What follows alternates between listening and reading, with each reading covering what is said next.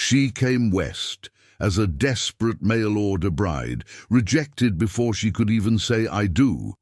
But sometimes the universe has better plans than the ones we make for ourselves. Sometimes being left behind is really being set free. And sometimes the man who wasn't looking for a wife turns out to be exactly the husband you need. Before we jump back in, tell us where you're tuning in from, and if this story touches you, make sure you're subscribed, because tomorrow I've saved something extra special for you. But she had waited, through the first drops at dawn, through the steady downpour of midday, and now into the grey evening that seemed to blur the edges of everything she thought she knew about her life. The station master had offered her shelter 3 times. She'd declined each time, her spine straight against the bench, eyes fixed on the empty tracks that curved away into the Pennsylvania countryside.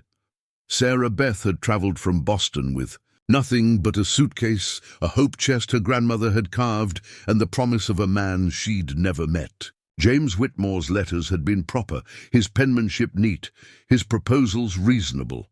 A dry goods merchant in need of a wife, a woman of 24 in need of a home.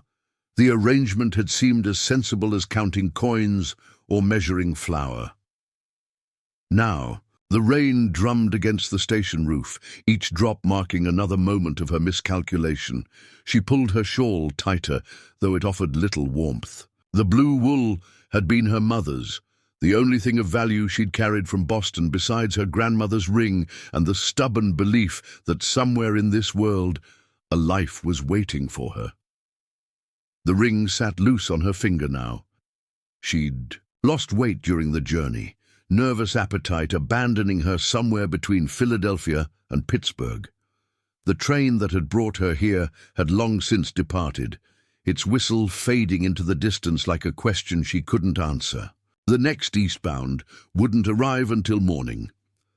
Sarah Beth touched the coins in her purse.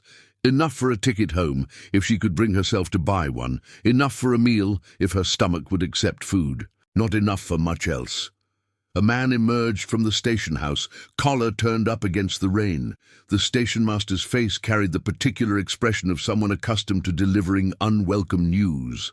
He approached her bench with the careful steps of a person walking toward a wounded animal. "Miss Coleman," he said, rainwater dripping from the brim of his cap. "The station closes in an hour. You'll need to find somewhere else to wait." She looked up at him, this stranger who'd witnessed her humiliation with quiet kindness. "Where would you suggest?" He glanced toward the main street where lamplight flickered in shop windows. "Mrs. Patterson runs a boarding house 2 blocks down. Clean rooms, fair prices. She'd likely take pity on a lady in your situation." Sarah Beth's jaw tightened at the word pity, though she knew he meant no harm. She rose from the bench, water cascading from her skirts. Her legs trembled slightly, whether from cold or the simple act of standing after so many hours of stillness. She couldn't say. "Thank you," she said, gathering her suitcase. The hope chest would have to remain at the station until she could arrange for its transport. The weight of carrying it in her current state seemed impossible. The walk to Patterson's boarding house led her through streets that glistened under the gas lamps. Millfield was smaller than she'd expected, the kind of place where everyone knew everyone, where her arrival and subsequent abandonment would be whispered about over dinner tables for weeks to come. She passed a general store, a millinery, a barbershop with chairs visible through rain-streaked windows. Normal places where normal people lived normal lives, untouched by the peculiar drama of mail-order marriages gone wrong. Mrs. Patterson proved to be a woman of considerable girth and surprising gentleness. She took one look at Sarah Beth's bedraggled state and ushered her inside without questions. The boarding house smelled of beeswax and roast chicken, of coffee grounds and the particular mustiness that came from housing travelers who carried the dust of distant places. "Rooms $2 a night, meals included," Mrs. Patterson said, leading Sarah Beth up narrow stairs. "Bath is at the end of the hall. Hot water costs extra." The room was small but clean, with a window that overlooked the main street. Sarah Beth set her suitcase on the quilt-covered bed and moved to the glass. Below, a few hardy souls hurried through the rain, their umbrellas bent against the wind. She watched until the street emptied, until the only movement was water running, in rivulets down the window pane. That first night she didn't sleep. She sat in the wooden chair by the window, still wearing her damp wedding dress, watching the rain paint patterns on the glass. Every sound made her start. The creak of floorboards. Above, the settlement of old wood. The distant whistle of a freight train passing through without stopping. Each noise carried the possibility that James Whitmore had changed his mind, that he was coming after all, that her vigil hadn't been in vain. But morning came grey and wet, and he hadn't come. She changed out of the wedding dress, hanging it carefully in the wardrobe, though she couldn't say why. The blue travelling dress she put on instead was wrinkled but dry. In the mirror above the washstand, her reflection looked like a stranger. Hair escaping its pins, eyes shadowed with exhaustion, skin pale as milk. She hardly recognized the woman, who'd left Boston 3 days ago, full of nervous anticipation. Downstairs, Mrs. Patterson served breakfast without comment, eggs and bacon, thick slices of bread still warm from the oven, coffee strong enough to wake the dead. Sarah Beth ate, mechanically tasting nothing. The other boarders, a traveling salesman and an elderly woman visiting her daughter, cast curious glances her way, but maintained the careful politeness of people who understood that some stories weren't theirs to hear. After breakfast, Sarah Beth walked back to the station. Her hope chest sat where she'd left it, looking forlorn in the morning light. She arranged with the station master to keep it there another day, then wandered the empty platform. The rain had softened to a gentle drizzle, more mist than precipitation, but it was constant, inescapable.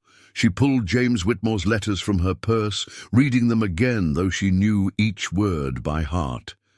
His handwriting was careful, controlled. He wrote about his store, his small house at the edge of town, his desire for a wife who could help with the books and maybe give him children someday. Nothing passionate or poetic, but solid, dependable. Or so she'd thought.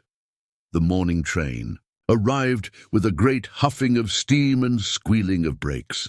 Sarah Beth watched passengers disembark, her heart catching each time a tall figure appeared in the doorway. But James Whitmore wasn't among them.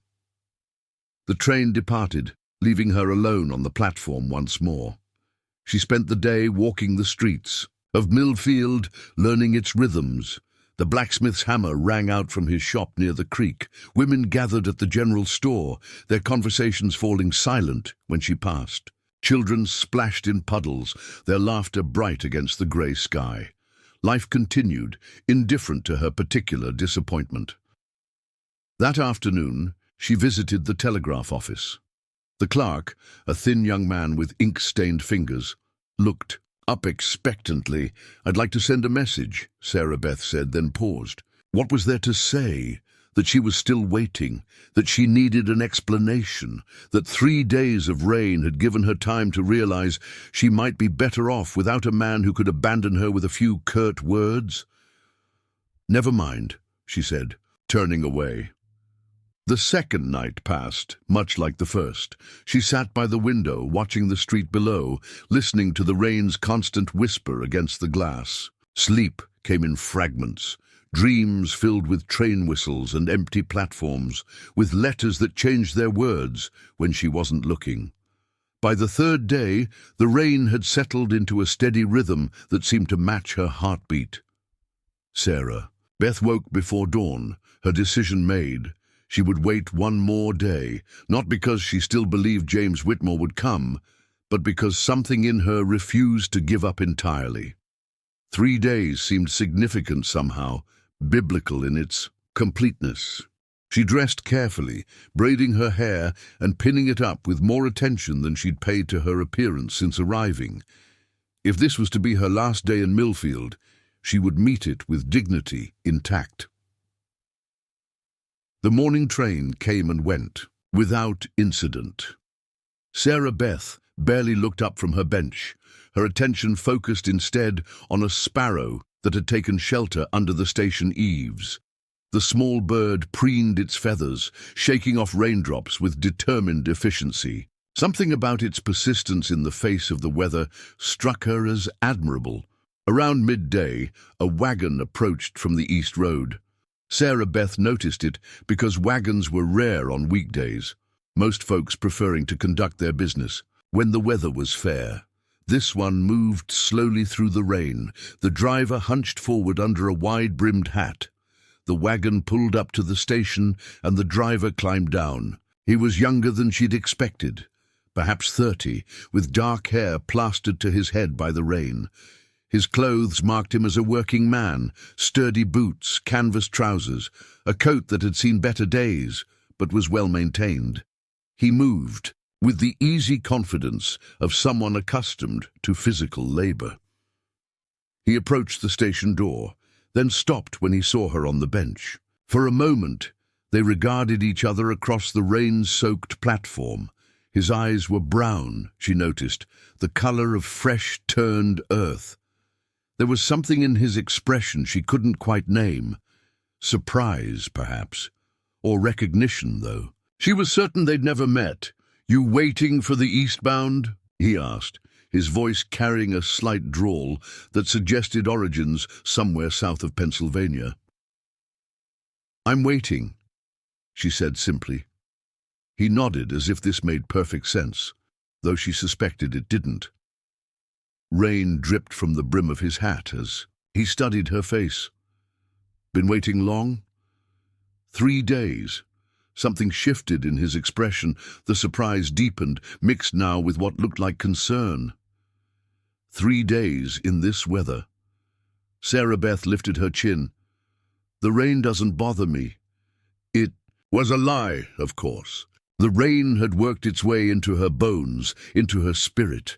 She felt saturated with it, as if she might wring moisture from her very soul. But admitting this to a stranger seemed like surrendering something important. The man glanced toward the station house, then back at her.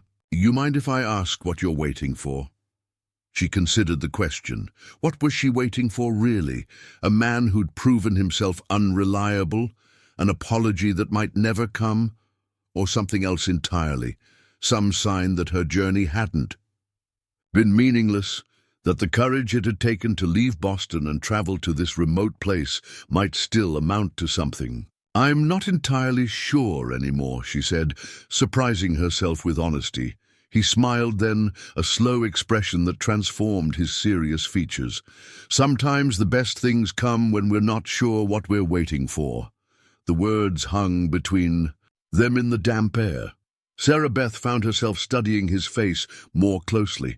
There was kindness there, and patience, and something that reminded her of the sparrow under the eaves, a quality of endurance that had nothing to do with stubbornness and everything to do with hope. "I'm Daniel Morrison," he said, touching the brim of his hat in greeting. "I was supposed to meet someone here today, but it seems they might not be coming." Sarah Beth's heart gave an odd little skip. "Were you expecting a woman?" "I was expecting my brother," Daniel said. "Thomas Morrison. He was supposed to arrive on the morning train from Chicago, but the telegram I got this morning said he missed his connection. Won't be here until next week at the earliest." Relief and disappointment warred in Sarah Beth's chest. Not James Whitmore, then. Not even someone looking for a bride. Just another person whose carefully laid plans had been disrupted by circumstances beyond their control. "I'm Sarah Beth Coleman," she said. "I was supposed to meet someone too." "And they didn't come either?" 3 days ago, he sent word that he'd changed his mind. Daniel's jaw tightened slightly. What kind of man leaves a lady waiting in weather like this? The kind who decides he doesn't want a wife after all, apparently. Preparing and narrating this story took us a lot of time, so if you are enjoying it, subscribe to our channel. It means a lot to us. Now back to the story. The rain picked up again, drumming harder against the station roof. Daniel glanced up at the darkening sky, then at her soaked shawl and muddy skirts. You can't stay out here much longer. You'll catch your death. I have a room at Mrs. Patterson's, Sarah Beth said. I've been managing well enough. Have you? His tone was gentle but skeptical. When's the last time you had a proper meal or a good night's sleep? The question struck closer to home than she cared to admit. Her appetite had been non-existent for days, and sleep had come in fractured pieces when it came at all. She felt hollowed out, running on stubbornness and the dregs of hope. I'm fine, she said, but her voice lacked conviction. Daniel studied her for a long moment, then made some decisions. I've got business in town that'll take a few hours. When I'm done, I'm heading back to my farm about 10 miles north of here. If you're still waiting by then, maybe you'd consider coming with me. Sarah Beth blinked in surprise. I don't even know you. No, he agreed. But you don't know this fellow who left you sitting in the rain either. Not really. And I'd wager I'm better company than an empty train platform. There was logic in what he said, though it was the kind of logic that would have horrified her, mother and scandalized her Boston neighbors. A respectable woman didn't go off with strange men, no matter how kind their eyes or how reasonable their arguments. But then again, a respectable woman probably wouldn't have traveled halfway across the country to marry a stranger either. Sarah Beth was beginning to think that respectability might be an overrated virtue. Why would you want to help me? She asked. Daniel shrugged, rainwater cascading from his shoulders. Maybe because I know what it's like to wait for something that doesn't come. Maybe because you look like you could use a friend. Maybe because it's the right thing to do. He paused, then added, or maybe because I've got a feeling that sometimes the wrong train brings exactly the right person. Daniel tipped his hat and walked into the station house, leaving Sarah Beth alone with his unexpected offer echoing in her mind. Through the rain-streaked windows, she watched him speak with the station master, his gestures animated as he explained something she couldn't hear. The clerk nodded, disappeared into a back room, and returned with a small canvas bag that Daniel tucked inside his coat. Sarah Beth pulled her shawl closer and tried to make sense of what had just happened. A stranger had appeared out of nowhere, offering refuge to a woman he'd never met. In Boston, such an offer would have been scandalous, dangerous, unthinkable. But here, with rain soaking through her boots and her carefully laid plans in ruins, the rules of polite society seemed as distant as the city she'd left behind. She watched Daniel emerge from the station and walk toward the main street, his stride purposeful despite the weather. Something about the way he moved suggested a man comfortable with his place in the world, unhurried but not lazy, confident without arrogance. Before disappearing around the corner of the Mercantile, he glanced back at her bench. Their eyes met briefly across the rain-swept platform, and he touched his hat brim in a small salute that made her chest tighten unexpectedly. The afternoon stretched ahead like an empty page. Sarah Beth found herself studying every person who passed the station, wondering about their stories. An elderly man with a walking stick navigated the muddy street with careful steps, nodding to her politely as he passed. A woman in a green dress hurried by with a basket over her arm, casting curious glances at the figure on the bench. Two boys chased a hoop down the main street, their whoops of joy cutting through the steady drum of rain. She thought about Daniel's words. Sometimes the wrong train brings exactly the right person. It was the kind of sentiment that belonged in a novel, not in the practical world of arranged marriages and sensible decisions. Yet something about the way he'd said it, matter of fact, rather than romantic, made her wonder if there might be truth in it. Around 3 o'clock, a commotion near the Mercantile caught her attention. A wagon had gotten stuck in the muddy street, its wheels mired deep in the churned earth. The driver, a red-faced man in a bowler hat, was whipping his horses and cursing loud enough for half the town to hear. The animals strained against their traces, but the wagon wouldn't budge. Sarah Beth watched several men emerge from nearby buildings to assess the situation. They stood in a circle around the wagon, hands on their hips, offering suggestions that the driver ignored. After several minutes of fruitless effort, Daniel appeared from the direction of the blacksmith shop. He didn't join the circle of advisors, but went directly to the horses, speaking to them in low tones she couldn't hear from her bench. What followed was a demonstration of practical problem-solving that impressed her more than any flowery speech might have. Daniel positioned wooden planks behind the wheels, enlisted the help of 3 other men to push while he guided the horses, and within 10 minutes had the wagon free. The driver, suddenly grateful, offered payment that Daniel waved away before. Disappearing back into the blacksmith shop, the efficiency of it struck Sarah Beth. No wasted motion, no grandstanding for the small crowd that had gathered. Just a problem identified and solved with the minimum of fuss. She found herself comparing this approach to the elaborate courtship rituals she'd known in Boston, where young men performed their intentions with theatrical flourishes that often signified nothing deeper than social ambition. As the afternoon wore on, she witnessed several other small interactions that painted a picture of Daniel Morrison's character. He helped an elderly woman carry packages to her carriage, earning a pat on the arm and what looked like an invitation to Sunday dinner. He settled a dispute between 2 boys over a lost marble with the wisdom of Solomon, somehow leaving both children satisfied with the outcome. When a stray dog appeared in the street, wet and shivering, Daniel produced a scrap of meat from his pocket and fed the animal before directing it toward shelter under the mercantile's eaves. These weren't grand gestures calculated to impress. They were the automatic responses of a man accustomed to noticing when help was needed and providing it without fanfare. Sarah Beth realized she was learning more about Daniel Morrison in one afternoon of observation than she'd learned about James Whitmore in 6 months of correspondence. The rain began to ease around 4 o'clock, though the sky remained the color of old pewter. Sarah Beth's dress had dried somewhat, but her boots were still damp, and she could feel the cold seeping up from the wooden platform through her thin soles. She flexed her fingers to keep them from stiffening, wondering how much longer she intended to maintain her vigil. The question became moot when Daniel reappeared, walking toward the station with the same unhurried confidence she'd noticed earlier.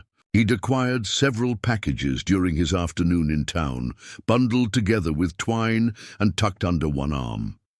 When he reached her bench, he set the packages aside and studied her face with those earth-brown eyes. "Still waiting?" he asked. "Still waiting," she confirmed, though the words felt hollow now. He glanced at the empty tracks, then at the darkening sky. "Mind if I wait with you for a while?" Sarah Beth nodded, and Daniel settled on the opposite end of the bench, careful to maintain a respectable distance.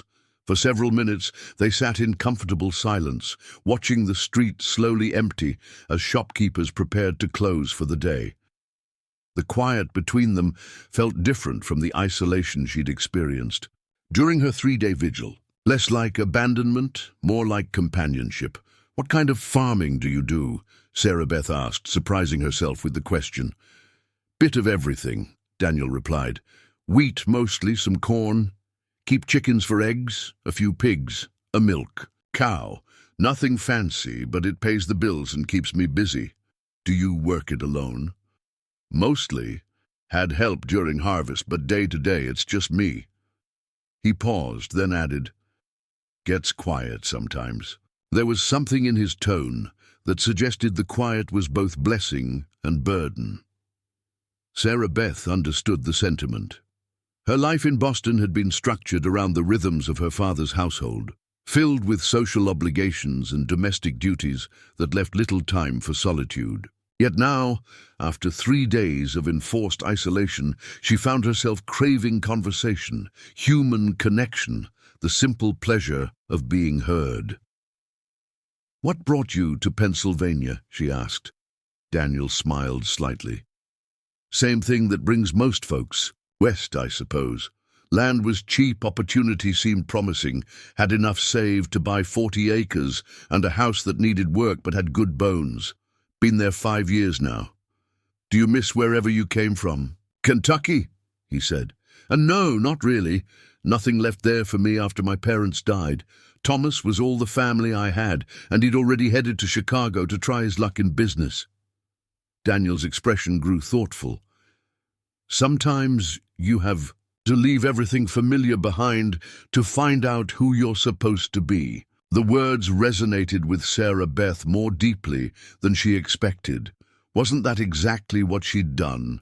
Left the familiar confines of Boston society to discover what kind of life she might build for herself?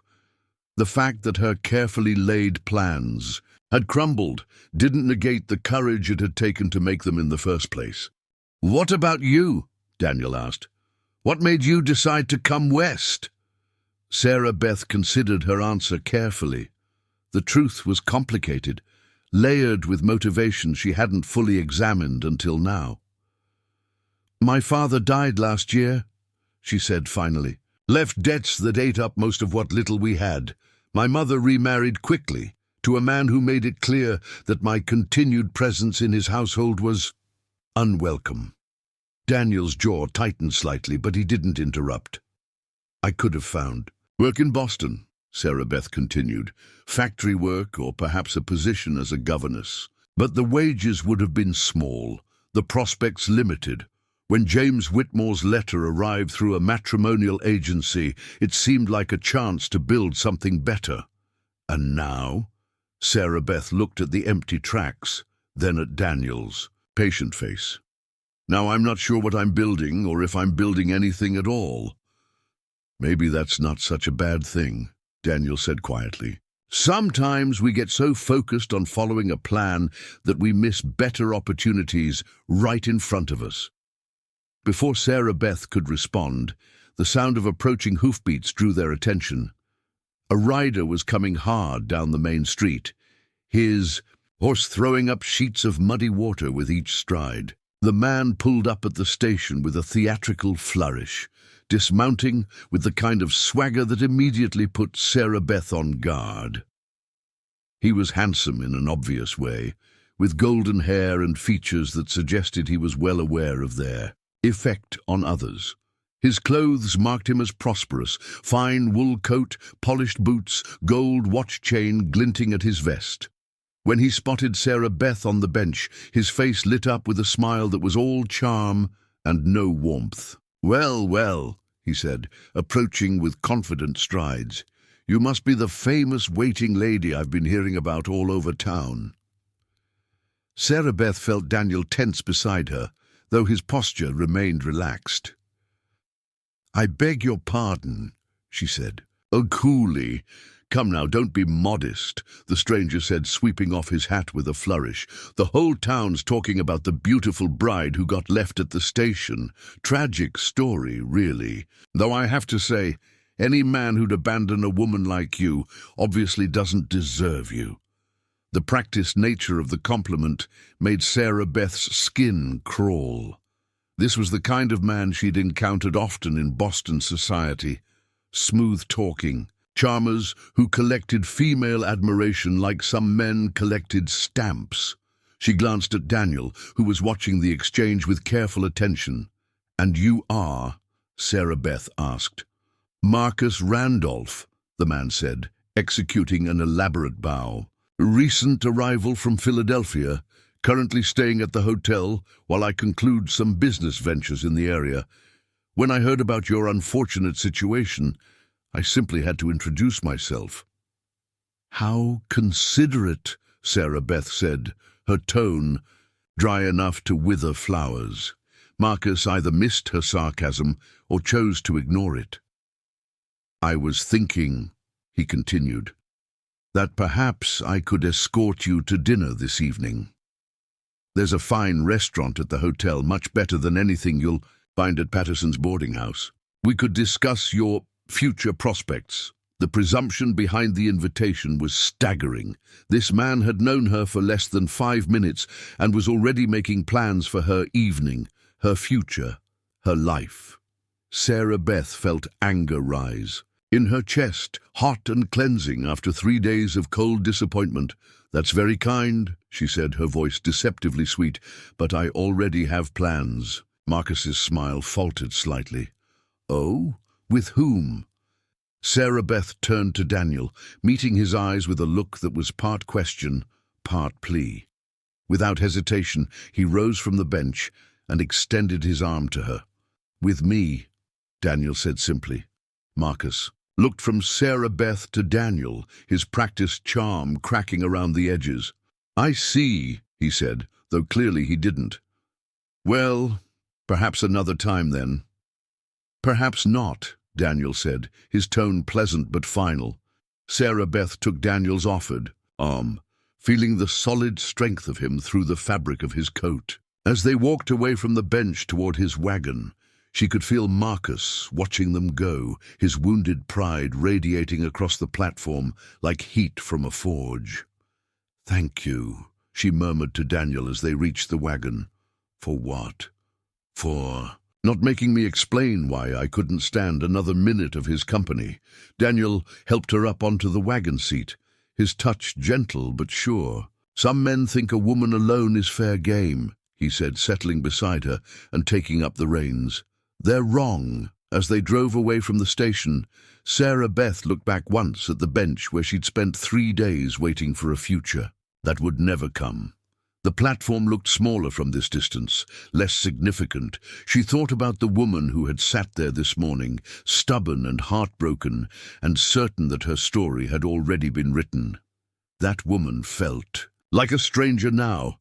The wagon turned onto the North Road, leaving the town of Millfield behind. The rain had stopped completely, and patches of blue were beginning to show through the clouds. Sarah Beth pulled her shawl closer, but for the first time in days, the cold didn't seem to reach her bones. "Where exactly are we going?" she asked, as they passed the last house on the outskirts of town. "My farm," Daniel said. "Like I mentioned, you can stay the night, get a proper meal and some real rest. Tomorrow, if you want, I'll drive you back to town for the eastbound train. And if I don't want to take the eastbound train?" Daniel glanced at her, something unreadable in his expression. "Then we'll figure out what comes next." The simplicity of the answer shouldn't have been reassuring, but it was. After months of elaborate correspondence and detailed planning that had come to nothing, there was something appealing about the idea of figuring things out as they went along. The countryside unfolded around them as they drove, rolling hills dotted with farmhouses and barns, fields that would be green with crops in a few months, but now lay brown and dormant under the cloudy sky. Daniel pointed out landmarks as they passed. The old oak tree that served as a boundary marker, the creek that ran year-round and never froze completely, the hill where wild strawberries grew thick in summer. "How much farther?" Sarah Beth asked, as they crested a rise that offered a view of the valley below. "Just over the next hill," Daniel said. "You can see the smoke from the chimney if you look close." Sarah Beth followed his gaze and spotted the thin grey line rising above the trees. Smoke meant warmth, shelter, the kind of basic comfort she'd been dreaming of for 3 rain-soaked days. But it also meant crossing a threshold she couldn't uncross, accepting help from a man whose motives she couldn't fully understand. The wagon topped the hill, and Daniel's farm spread out before them. It was modest but well-maintained, with a 2-story house painted white, a red barn that looked recently repaired, and fenced pastures where cattle grazed despite the damp weather. Smoke rose from the chimney as promised, and warm yellow light glowed in the downstairs windows. It looked, Sarah Beth thought, like the kind of place where a person could build a life worth living. Daniel guided the wagon up the lane toward the house, and as they drew closer, Sarah Beth could see details that spoke to the care he'd taken with his property. The porch steps were solid and level, the windows clean, the yard tidy despite the recent weather. A border collie emerged from the barn and ran alongside the wagon, tail wagging, before racing ahead to announce their arrival to the chickens pecking in the dooryard. "That's Belle," Daniel said, nodding toward the dog. "She thinks she owns the place." As if in response, Belle barked once, sharp and welcoming, before settling into a sit beside the porch steps.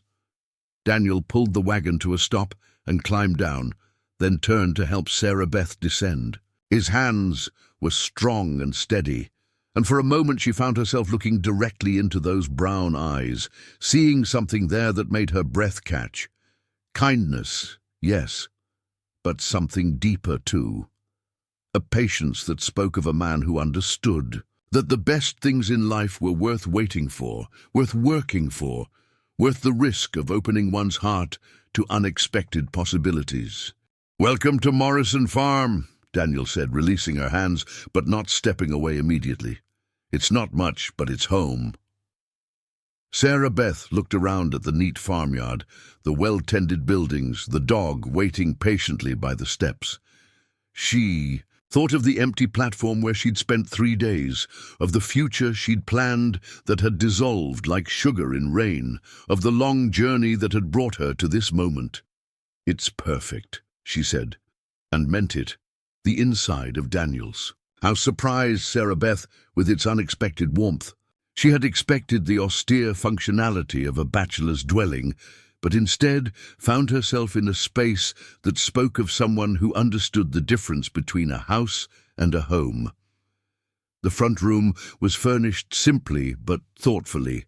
A leather armchair positioned to catch the morning light from the east window, a bookshelf filled with well-worn volumes, a stone fireplace with kindlings stacked neatly beside it. "Let me get that fire built up," Daniel said, moving to the hearth with practiced efficiency. "You must be chilled through." While he coaxed flames from the embers, Sarah Beth allowed herself to explore the room with her eyes. The walls were painted, a warm cream color, and someone had hung simple curtains at the windows. Blue gingham that matched the cushions on the wooden chairs around a small dining table. A woman's touch, she thought, then wondered if that woman had been Daniel's mother, or perhaps someone else entirely. "This is lovely," she said, running her fingers along the smooth surface of a small table that held an oil lamp and a few books. Daniel looked up from the fire, a flush of pride coloring his cheeks. "My mother helped me set it up when I first bought the place. She said a man needed more than just a roof and 4 walls if he wanted to attract a decent wife someday." The mention of a wife hung in the air between them, neither awkward nor pointed, but present nonetheless. Sarah Beth felt heat that had nothing to do with the growing fire spread across her face. "She sounds like a wise woman," Sarah Beth said. She was. Daniel rose from the hearth, dusting his hands on his trousers. "She'd have liked you, I think. She always said you could tell a person's character by how they handled disappointment." Before Sarah Beth could respond to this unexpected compliment, Belle scratched at the door and whined softly. Daniel let the dog in, and she immediately approached Sarah Beth with the careful curiosity of an animal assessing a newcomer. When Sarah Beth extended her hand, Belle sniffed delicately, then pressed her head against Sarah Beth's palm in acceptance. "She's particular about people," Daniel observed. "Good judge of character." The kitchen proved to be the heart of the house, with a large cast-iron stove that radiated welcome heat and cupboards that looked well-stocked despite Daniel's bachelor status. He moved around the space with confident familiarity, pulling ingredients from shelves and drawers with the efficiency of someone who had long since mastered the art of feeding himself well. "I hope you don't mind simple fare," he said, rolling up his sleeves. "I'm no fancy cook, but I make a decent stew, and the bread's only a day old." Sarah Beth watched him work, fascinated by the economical grace of his movements. In Boston, the kitchen had been the domain of servants, a mysterious realm where meals appeared as if by magic. Her own cooking skills were limited to the basics. Her mother had deemed necessary for a lady to know how to brew proper tea, how to direct a cook in menu planning, how to preserve appearances even when the household budget was strained. "Could I help?" she asked, feeling suddenly useless. Daniel glanced at her, considering. Can you handle a knife without cutting yourself? I believe so. He smiled and handed her a small paring knife and several potatoes. These need peeling, if you don't mind. There's an apron hanging on that peg if you want to protect your dress. The apron was obviously meant for someone larger. It wrapped around Sarah Beth twice, but she tied it securely and set to work. The simple task of peeling potatoes proved more meditative than she'd expected. Her hands found a rhythm, and for the first time in days, her mind grew quiet. They worked side by side as the afternoon light faded outside the kitchen windows. Daniel browned chunks of beef in a heavy pot, adding onions and herbs with the confidence of someone who cooked by instinct rather than recipe. The kitchen filled with rich, savory aromas that made Sarah Beth realize how long it had been since she'd felt genuinely hungry. "Tell me about your brother," she said as she started on the last potato. "The one you were supposed to meet today." Daniel's expression grew fond. "Thomas is 2 years younger than me, but you'd never know it to hear him talk. Always was the ambitious one. While I was content to help Pa with the farm, Thomas had his sights set on the big city. Soon as he turned 18, he headed for Chicago with $20 in his pocket and plans to make his fortune. Has he succeeded? In his own way, I suppose. He's got a job with a shipping company, works his way up from loading dock to office clerk to something that sounds important when he writes about it. Makes decent money, from what I can tell. But he's been talking about coming back to farming, says city life doesn't suit him as much as he thought it would." Daniel added the potatoes to the pot, along with carrots and a splash of what looked like wine. "Truth is, I think he's lonely. Hard to make real friends in a place that big, especially when you're working all the time just to keep up." Sarah Beth nodded, understanding the sentiment better than she might have a week ago. "Loneliness is strange," she said. "You can be surrounded by people and still feel completely alone. Is that how you felt in Boston?" The question was asked gently, without prying, but it opened something in Sarah Beth's chest that she hadn't expected. "Toward the end, yes. After my father died, it was as if I'd become invisible. My stepfather made it clear I was an inconvenience, and my mother—" She paused, choosing her words carefully. "My mother chose to keep peace rather than fight for me." Daniel's jaw tightened slightly, but he kept his attention on the stew, stirring with perhaps more force than necessary. "That must have been hard." "It was liberating in a way," Sarah Beth said, surprising herself with the admission. "When you realize that the people you thought would always be there for you aren't reliable, it forces you to find out what you're capable of on your own." "And what did you discover?" Sarah Beth considered the question as she watched Daniel check the seasoning in the pot. What had she discovered about herself? That she could travel across the country alone without falling apart. That she could survive public humiliation and 3 days of rain without losing her dignity entirely. That she could recognize kindness when it was offered, even if it came from an unexpected source. "I discovered that I'm stronger than I thought," she said finally. "And maybe more foolish too, but I'm beginning to think those might not be contradictory." "Qualities." Daniel laughed, a warm sound that filled the kitchen. "My mother used to say that courage and foolishness were often the same thing, viewed from different angles." As the stew simmered, Daniel showed Sarah Beth around the rest of the house. The parlor was cozy, with a piano that looked well used and sheet music scattered across its bench. The small library held an eclectic collection, farming manuals next, to volumes of poetry, technical journals alongside novels that looked thoroughly read. Upstairs, there were 3 bedrooms. Daniel's was spartanly furnished but clean, with a quilt his mother had made spread across the bed. The second bedroom was clearly intended for guests, with a washstand and a comfortable-looking chair by the window. The third was smaller, set up as an office with a desk covered in papers and ledgers.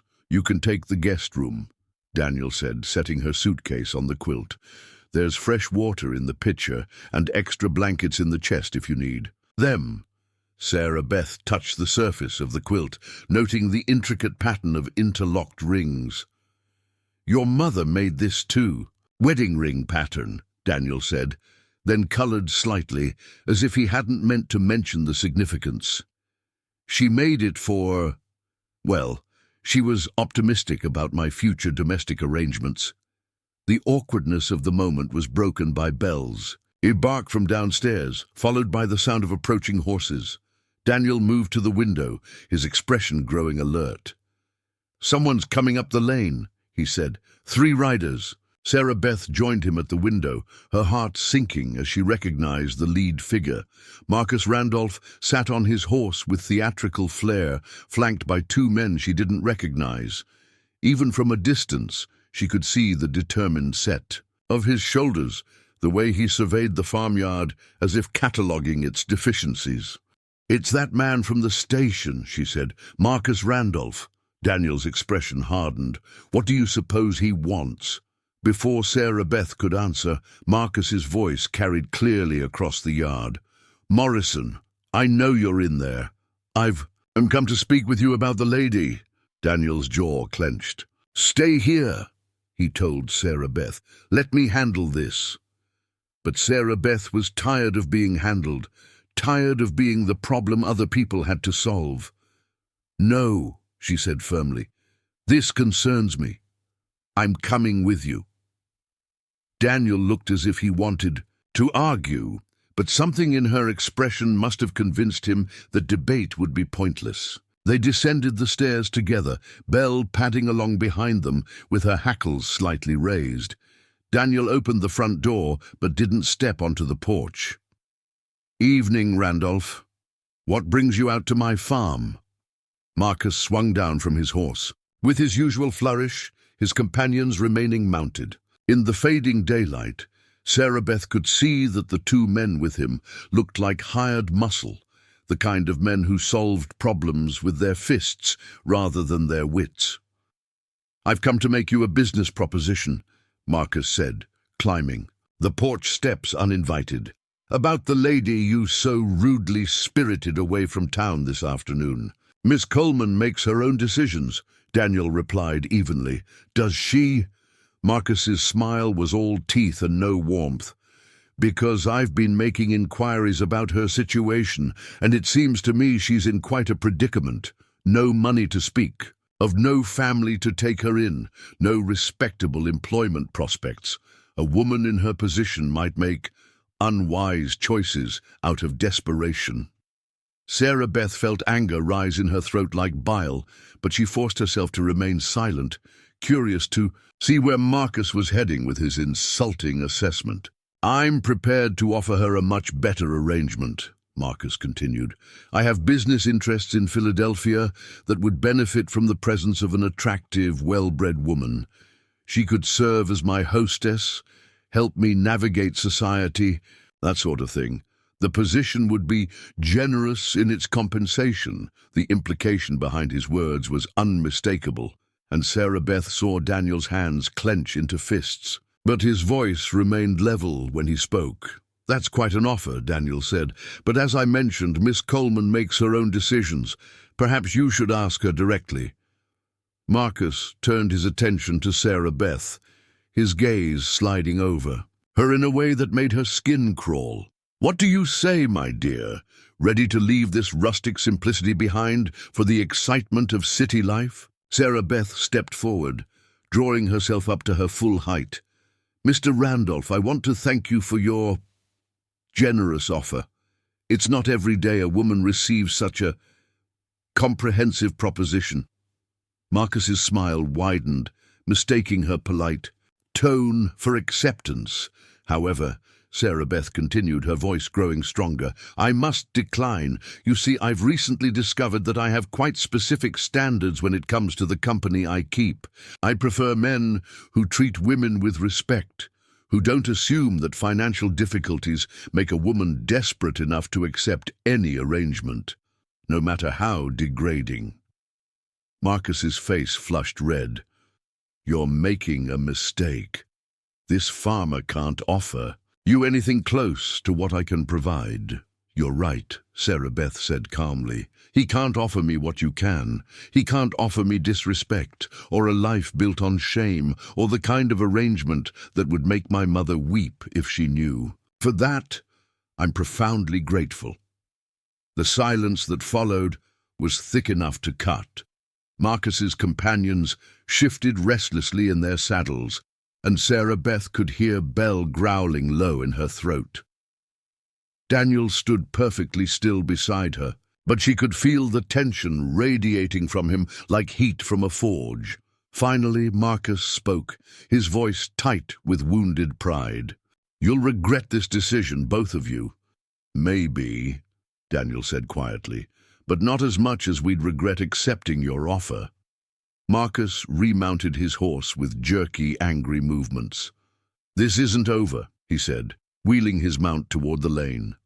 "Women like you always come crawling back when reality sets in." They rode off into the gathering darkness, leaving Sarah Beth and Daniel standing on the porch in the sudden quiet. Belle settled beside the steps with a satisfied huff, as if she'd personally chased off the intruders. "Well?" Sarah Beth said, after the hoofbeats faded. "That was unpleasant." Daniel turned to look at her, something like admiration in his expression. "That was magnificently done. I was ready to throw him off my porch, but you handled it better than I ever could have." Sarah Beth felt a flush of pride at the compliment.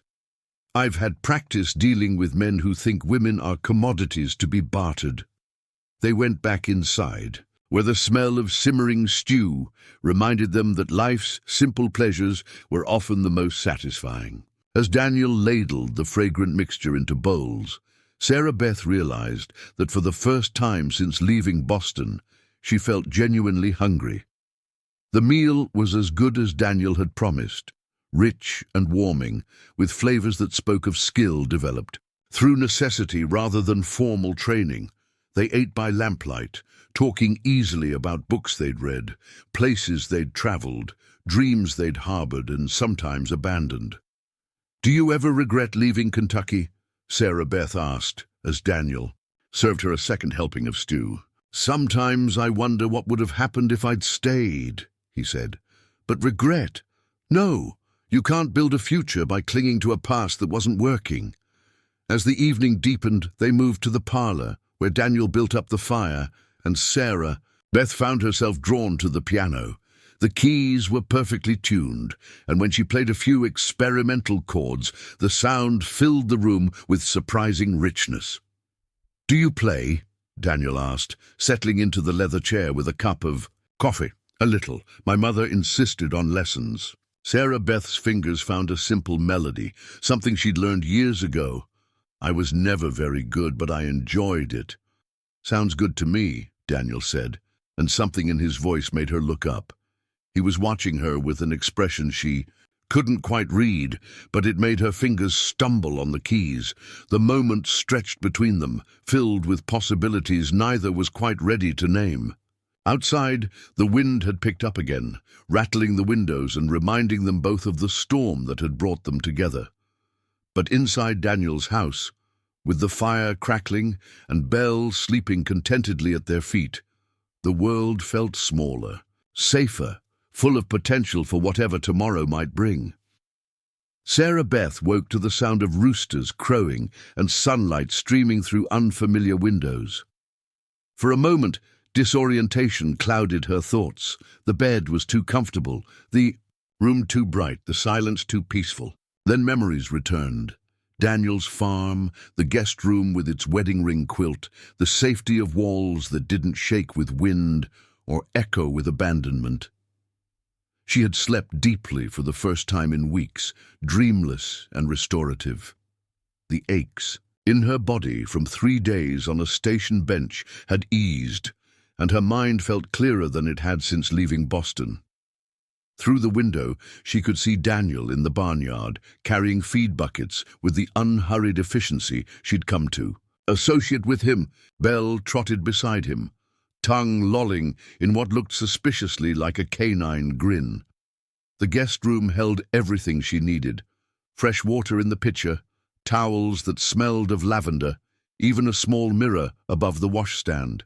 As Beth cleaned away the remnants of yesterday's travel, she caught sight of her reflection and paused. The woman looking back at her seemed different somehow, less brittle, less desperate. The shadows under her eyes had faded, and there was color in her cheeks that had nothing to do with the morning cold. Downstairs, the kitchen was warm and filled with the aroma of coffee, and something that smelled wonderfully like bacon. A plate sat warming on the stove, covered with a clean dish towel, and a note propped against the coffee pot read, "Didn't want to wake you. Help yourself to breakfast. Back from chores soon. D."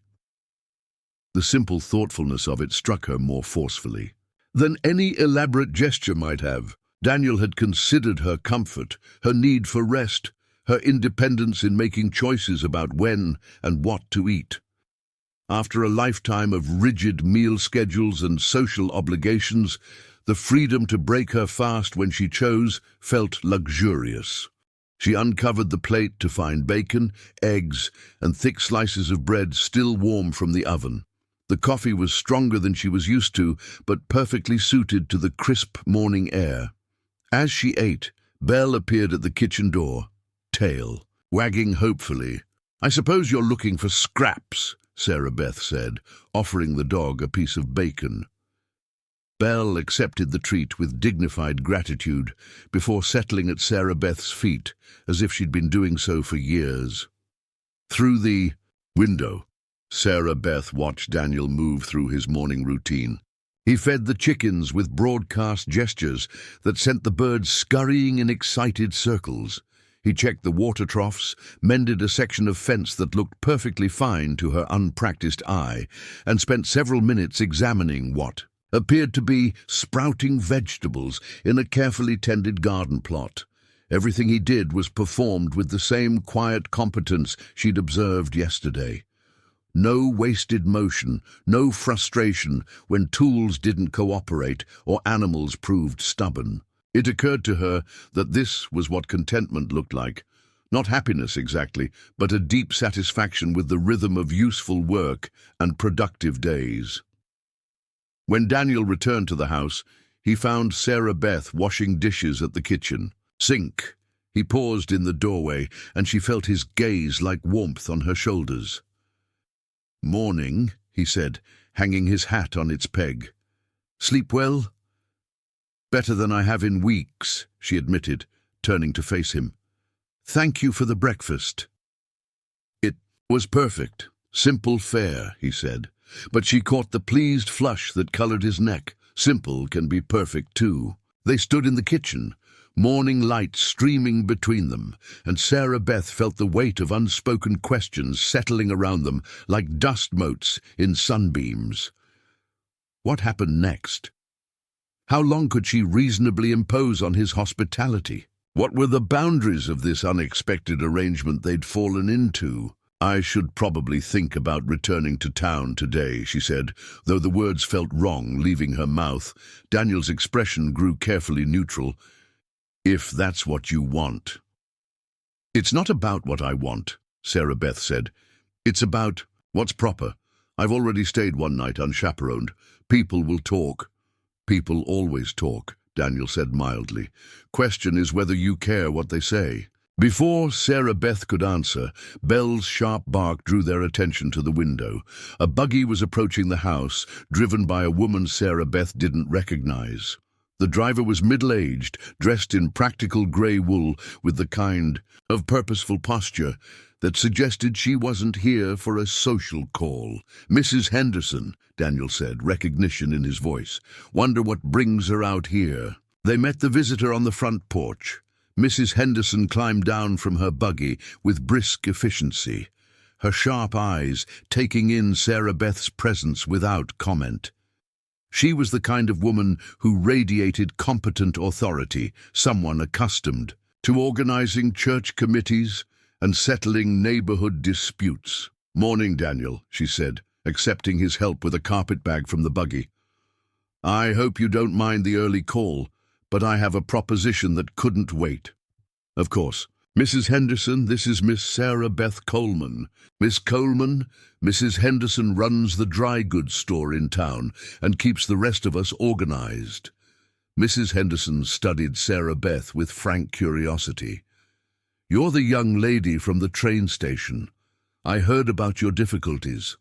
Sarah Beth braced herself for judgment or pity, but Mrs. Henderson's expression held neither. Terrible business, the older woman continued. Man who'd leave a respectable woman stranded like that isn't worth the trouble anyway. You're better off without him. The blunt kindness of the assessment made Sarah Beth's throat tighten unexpectedly. Thank you. Which brings me to my proposition, Mrs. Henderson said, turning to include Daniel in the conversation. My daughter Emma is getting married next month, moving to her husband's family farm outside Pittsburgh. She's been helping me run the store, but now I need someone to take her place. Someone with education, good with numbers, presentable to customers. Sarah Beth felt Daniel's attention sharpen beside her. What exactly would the position involve? Everything Emma does now, Mrs. Henderson replied. Keeping the books, managing inventory, helping customers, placing orders with suppliers. It's steady work, respectable work, and it comes with a room above the store. Not fancy, but private and clean. The offer hung in the air like a lifeline thrown to a drowning person. Steady work, respectable lodgings, a chance to build something, independent and worthwhile. It was everything Sarah Beth had hoped to find when she'd left Boston, wrapped in a package she'd never considered. The pay isn't princely, Mrs. Henderson continued, but it's fair and there's room for growth if you prove capable. Emma's been after me to expand our ladies' clothing selection, maybe add some fancy goods from back east. Someone with your background might have ideas about what city ladies want. Sarah Beth's mind raced through possibilities. She could write to suppliers in Boston, draw on her knowledge of fashion and quality goods. She could build something here, create a place for herself in this community that had nothing to do with marriage arrangements or male approval. It sounds wonderful, she said carefully. But why offer it to me? You don't know anything about my qualifications. Mrs. Henderson smiled, the expression transforming her stern features. I know you traveled halfway across the country by yourself, which shows initiative. I know you didn't fall apart when that fool left you at the station, which shows backbone. And I know Daniel Morrison brought you to his farm, and you're both still respectable this morning, which shows good judgment on both your parts. The casual mention of respectability made Sarah Beth's cheeks warm, but Mrs. Henderson continued without pause. Besides, Emma speaks highly of your manners and education. She was in the general store yesterday when that Philadelphia peacock made a fool of himself. Says you handled him like a lady born to it. Daniel cleared his throat. Perhaps we should continue this conversation inside. Coffee's still hot.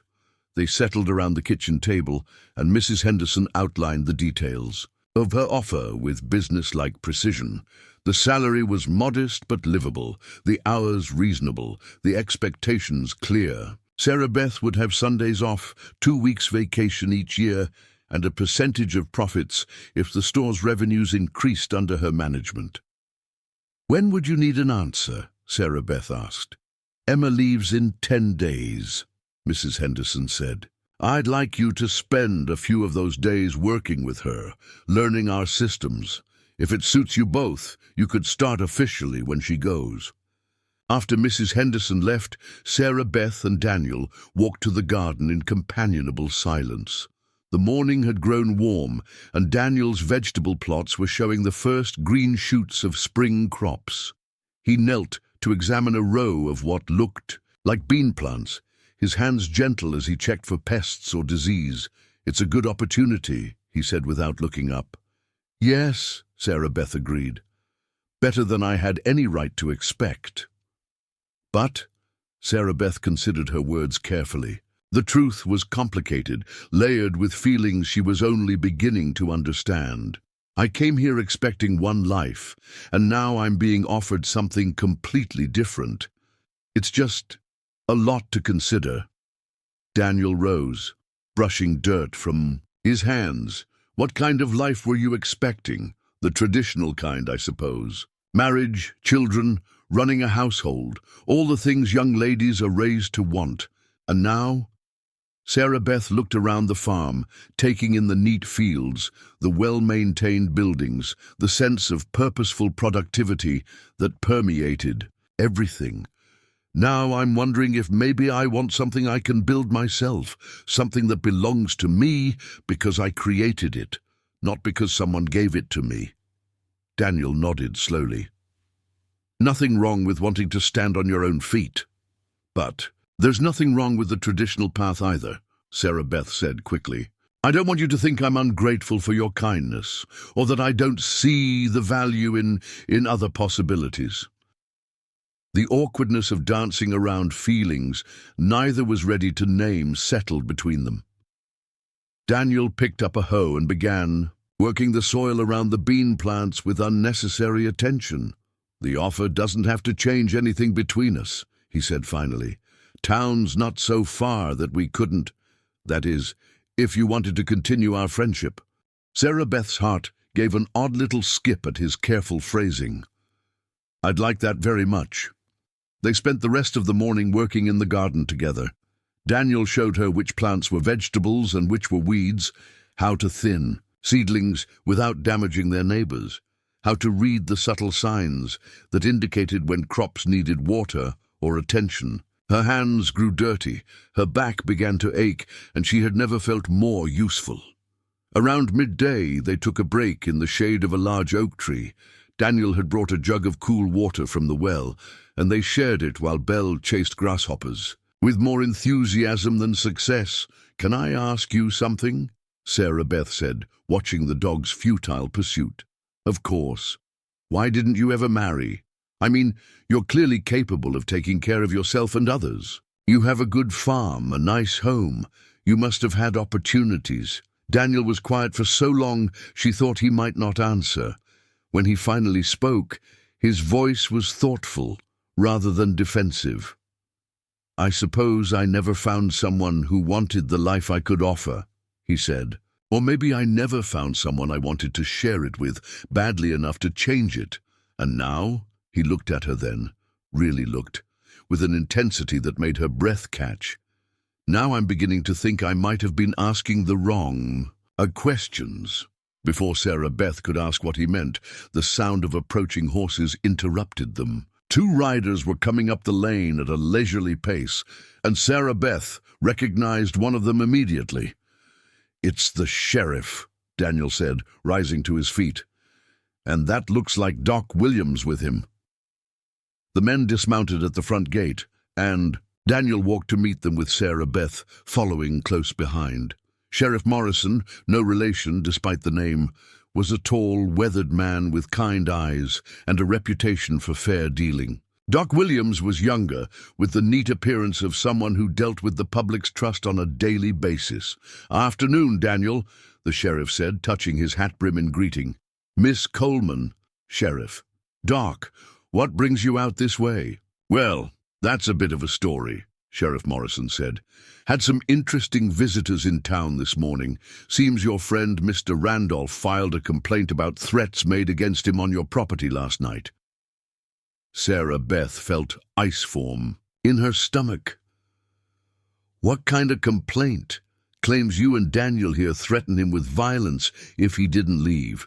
Says he was just trying to conduct legitimate business and was run off at gunpoint. Daniel's jaw clenched. That's not what happened. Didn't figure it was, the sheriff said mildly. Randolph's got a reputation that precedes him, and not a good one. Still, I had to come out and hear your side of it. Sarah Beth stepped forward. Mr. Randolph came here uninvited and made an insulting proposition. When I declined his offer, he became angry and left. No one threatened him with anything. Doc Williams nodded. That matches what we heard from Mrs. Henderson and several other folks in town. Seems Randolph's been asking a lot of questions about Miss Coleman here, and not the kind that suggest honorable intentions. Is he still in town? Daniel asked. "Left this morning," the sheriff replied, "but not before making it clear he considers this matter unfinished. Thought you should know, in case he decides to come back with more of those friends of his." After the sheriff and doctor left, Daniel and Sarah Beth returned to the house in thoughtful silence. The peaceful morning seemed like a distant memory, replaced by the knowledge that their actions had consequences that extended beyond the boundaries of the farm. "I'm sorry," Sarah Beth said as they reached the porch. "I've brought trouble too." "Your door. You didn't bring anything," Daniel replied firmly. "Randolph brought the trouble. You just refused to let him dump it on you." As they prepared lunch together, Sarah Beth found herself studying Daniel's profile when he wasn't looking.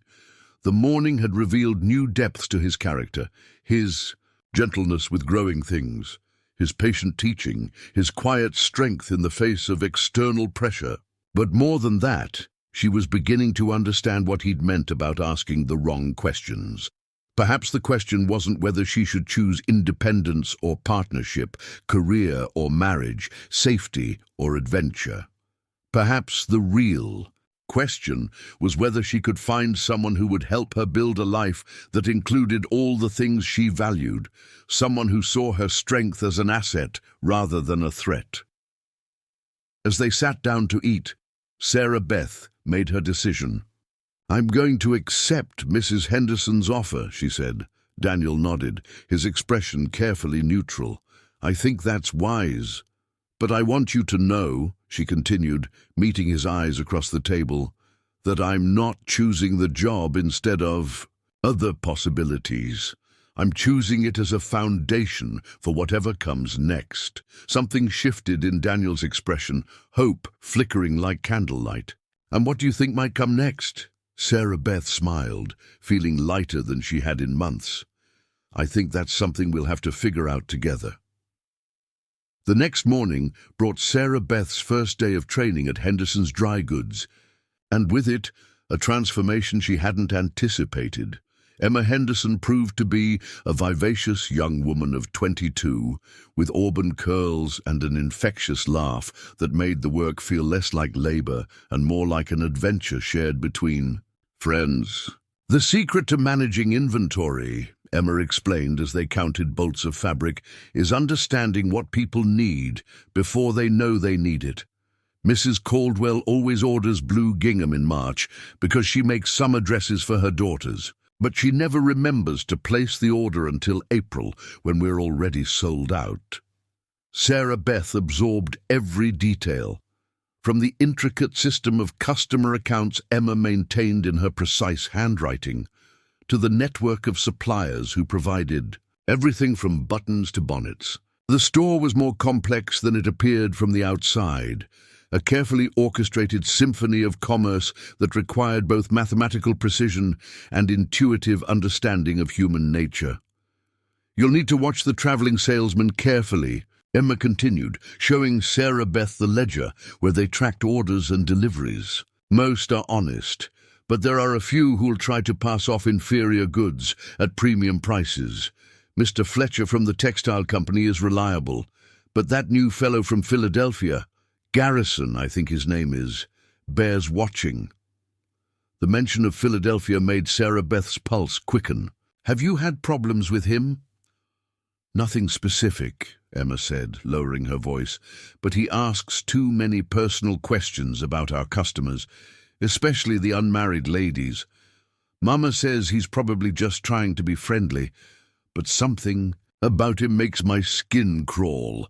As the morning progressed, Sarah Beth discovered that running a dry goods store required skills she'd never considered. She learned to calculate profit margins in her head, to negotiate with suppliers who thought a pretty face meant a weak business sense, and to remember the preferences of dozens of regular customers who expected personal service. Mrs. Patterson, the boarding house proprietor, stopped by for needles and thread, chatting easily with Emma about her son's upcoming wedding. The blacksmith's wife needed buttons to replace ones lost from her husband's work shirts. A farmer's daughter, barely 16, whispered requests for fabric to make a dress for the county dance, her face glowing with excitement. Each interaction revealed layers of community Sarah Beth was only beginning to understand. These weren't just customers, they were neighbors, friends, extended family members who shared news and sorrows along with their purchases. The store served as an informal gathering place where information flowed as freely as currency. Around midday, a commotion outside drew their attention. Through the front window, Sarah Beth could see a crowd gathering near the bank across the street. Emma craned her neck to get a better view, then made a small sound of distress. "That's Mr. Whitmore," she said, pointing to a tall figure in the center of the crowd. "The man who was supposed to marry you." Sarah Beth's stomach dropped as she recognized James Whitmore from the photograph he'd sent with his letters. He was exactly as she'd imagined, well-dressed, prosperous-looking, with the kind of confident bearing that came from never having his decisions questioned. But there was something else in his posture now, a defensive rigidity that suggested things weren't going as planned. "What's he doing here?" Sarah Beth asked, though she suspected she already knew. "Looks like he's arguing with Mr. Brennan from the bank," Emma said. "Oh my, I think he's trying to withdraw money he doesn't have." As if summoned by their attention, James Whitmore turned and spotted Sarah Beth through the store window. His face flushed red, and he began striding across the street with obvious purpose. Sarah Beth felt her knees weaken, but she straightened her spine and met his approach with as much dignity as she could muster. The bell above the door chimed violently as Whitmore entered, his eyes fixed on Sarah Beth with an expression of barely contained fury. "There you are," he said, his voice carrying the cultured tones she remembered from their single meeting at the train station. "I've been looking for you." "Mr. Whitmore," Sarah Beth said coolly. "How unexpected." Emma positioned herself slightly behind the counter, close enough to offer support, but far enough to avoid direct confrontation. Sarah Beth appreciated her tact. "Unexpected?" Whitmore's laugh was bitter.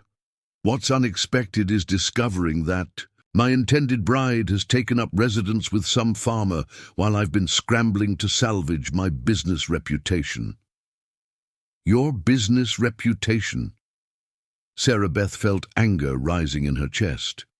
"You abandoned me at a train station in the rain. What did you expect me to do? Wait there indefinitely while you decided whether I was worth your trouble? I expected you to have enough sense to return to wherever you came from, instead of creating a scandal that's followed me here from 3 towns over." The accusation was so absurd that Sarah Beth almost laughed. "What scandal exactly?" Whitmore stepped closer, his voice dropping to a harsh whisper. "The scandal of a rejected bride whoring herself to the first man willing to take her in." The ugly words hung in the air like poison. Emma gasped audibly, and Sarah Beth felt the blood drain from her face. But beneath the shock came a familiar fire, the same strength that had carried her through 3 days of waiting and Marcus Randolph's insulting propositions. "Get out," she said quietly. "I'm not finished. Get out of this store right now, or I'll scream loud enough to bring every man in town running." Sarah Beth's voice was steel wrapped in silk. "And then you can explain to them exactly what kind of man uses words like that about a woman he claimed to want to marry." Whitmore's face went pale, then red again. He glanced around the store as if suddenly remembering they had an audience, then back at Sarah Beth's unwavering gaze. "This isn't over," he muttered. "Yes, it is," Sarah Beth replied. "It was over the moment you sent that telegram. Everything since then has been your choice to make it ugly." After Whitmore left, slamming the door behind him with enough force to rattle the windows, Emma rushed to Sarah Beth's side. "Are you all right? That was horrible. The things he said." Sarah Beth was surprised to find her hand steady as she straightened a display of ribbons that Whitmore's dramatic exit had disturbed. "I'm fine," she said, and realized she meant it. He can't hurt me with words. The worst thing he could do to me, abandoning me when I needed him, he already did. The afternoon brought a steady stream of customers, and Sarah Beth was grateful for the distraction of normal business. But she noticed the way people's eyes lingered on her face. The careful politeness that suggested Whitmore's confrontation had already become the latest topic of local gossip. Mrs. Henderson appeared just before closing time, her expression grim. "I heard about your visitor," she said without preamble. "Figured you should know he's been spreading tales all over town." Sarah Beth's heart sank. "What kind of tales?" "Nothing anybody with sense believes," Mrs. Henderson said firmly. "But there are always folks ready to think the worst of a situation they don't understand. Might be wise to stay close to town for a few days. Let people see you're respectable and hardworking." That evening, Sarah Beth found herself back at Daniel's farm, helping with supper preparations, while Belle supervised from her favorite spot near the stove. She told him about Whitmore's visit, about the ugly accusations and veiled threats. Daniel listened without interruption, his jaw growing tighter with each detail. When she finished, he was quiet for a long moment, stirring a pot of beans with more force than necessary. "What did Mrs. Henderson say about the job?" he asked finally. "She still wants me to start next week. Says the gossip will die down once people see I'm not the kind of woman Whitmore's trying to paint me as. And what kind of woman are you?" The question caught her off guard. "I'm still figuring that out," she admitted. "But I know I'm not ashamed of the choices I've made. Coming west, accepting your help, taking the job at the store, none of it was perfect, but all of it was honest." Daniel set down his spoon and turned to face her fully. "Then that's all that matters." They ate dinner by lamplight, talking about practical things, the weather, the progress of Daniel's crops, Emma's upcoming wedding. But underneath the ordinary conversation, Sarah Beth sensed a shift in the atmosphere between them. Something had changed during the confrontation with Whitmore, a clarity that made previously unspoken feelings impossible to ignore. After supper, Daniel suggested a walk around the farm. The evening air was mild, scented with apple blossoms from the orchard behind the house. They strolled past the barn, where Daniel's horses nickered softly in their stalls, along the fence line where cattle grazed in the fading light. "I've been thinking about what you said yesterday," Daniel said as they paused beside a small pond that reflected the last colors of sunset. "About asking the wrong questions." "What did you mean by that?" Daniel picked up a smooth stone and skipped it across the water's surface. "I always thought the question was whether I wanted to get married, whether I was ready to change my life for someone else." He picked up another stone, rolling it between his fingers. "But watching you these past few days, seeing how you've handled everything that's been thrown at you, I realize the real question is whether I've found someone worth changing with." Sarah Beth's breath caught. "And have you?" Instead of answering directly, Daniel turned to face her. "Sarah Beth, I need you to know something. Whatever people in town are saying, whatever Whitmore or Randolph or anybody else thinks about your reputation, none of it matters to me. You're the strongest, bravest, most genuine person I've ever met." "Daniel, let me finish," he said gently. "I'm not asking you to give up the job or change your plans. I'm just asking if you might consider making those plans, including me, not because you need taking care of, but because I'd like to be part of whatever you're building." The honesty in his voice, the careful way he'd phrased his request to honor her independence while expressing his feelings, undid something in Sarah Beth's chest. This wasn't James Whitmore's calculated courtship or Marcus Randolph's crude propositions. This was a good man offering partnership instead of ownership. "I've never had anyone ask me that before," she said softly. "Ask you what?" "Ask me to include them in my plans, instead of asking me to abandon my plans for them." Daniel smiled, the expression transforming his face. Maybe that's because you never found the right person to make plans with. They were standing close now, close enough that Sarah Beth could see the flecks of gold in his brown eyes, could smell the clean scent of soap and sunshine that clung to his skin. When he reached up to touch her cheek, she didn't pull away. "Sarah Beth," he said, her name a question. She answered by rising on her toes to kiss him, a gentle brush of lips that tasted of possibility and promise. When they broke apart, both were breathing unsteadily. "Is that a yes?" Daniel asked. "That's a maybe we can figure this out together," Sarah Beth replied, laughing at the relief that flooded his face.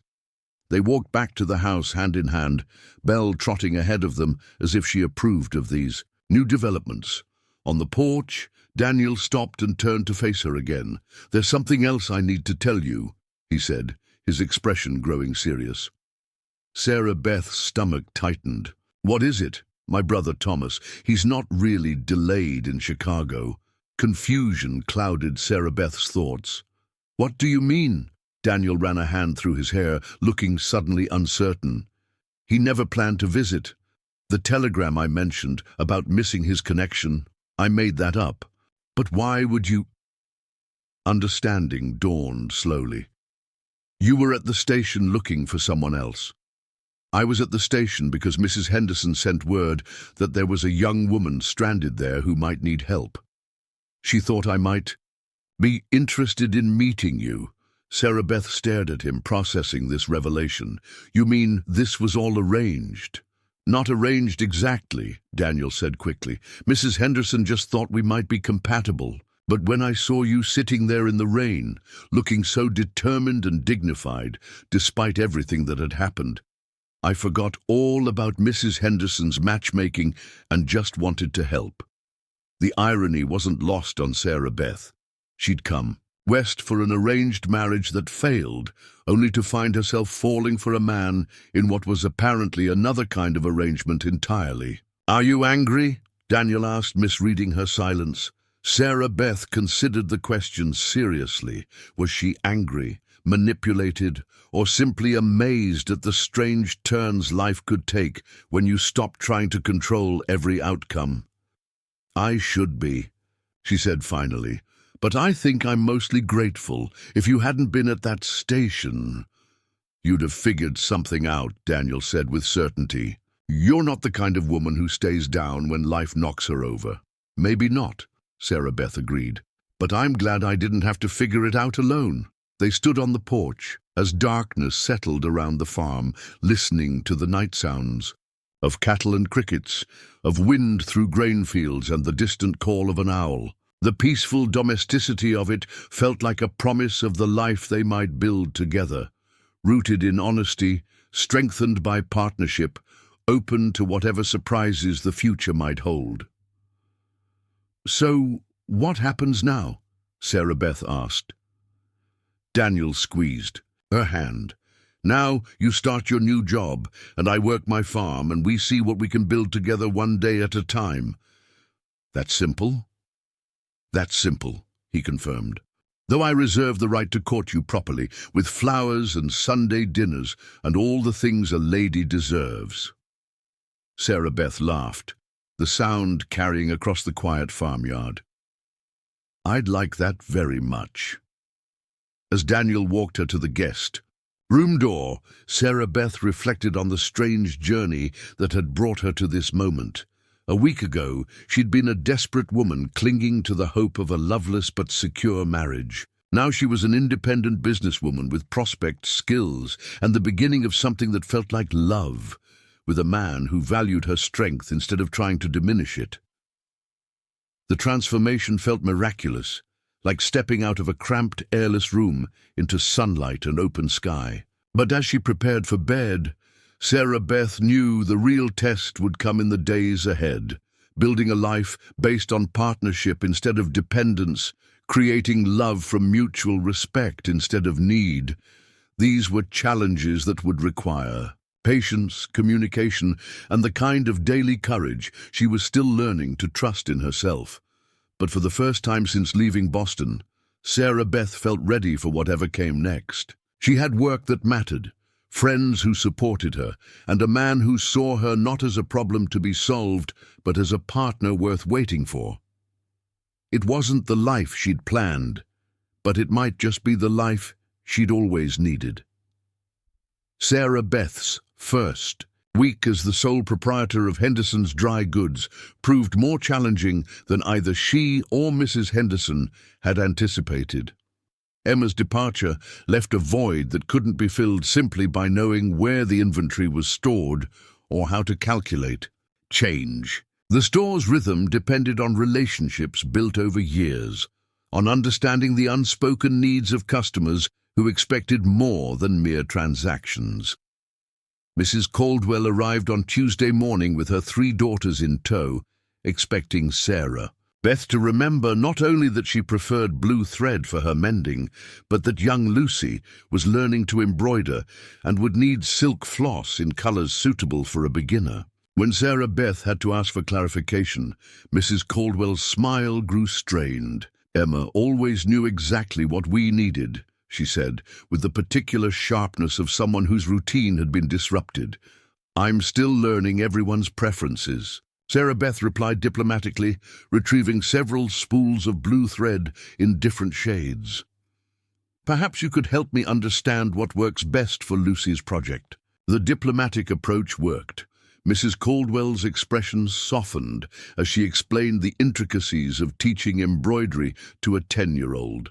And by the time she left with her purchases, she'd promised to recommend Sarah Beth to the church ladies. Auxiliary, but not every interaction went as smoothly.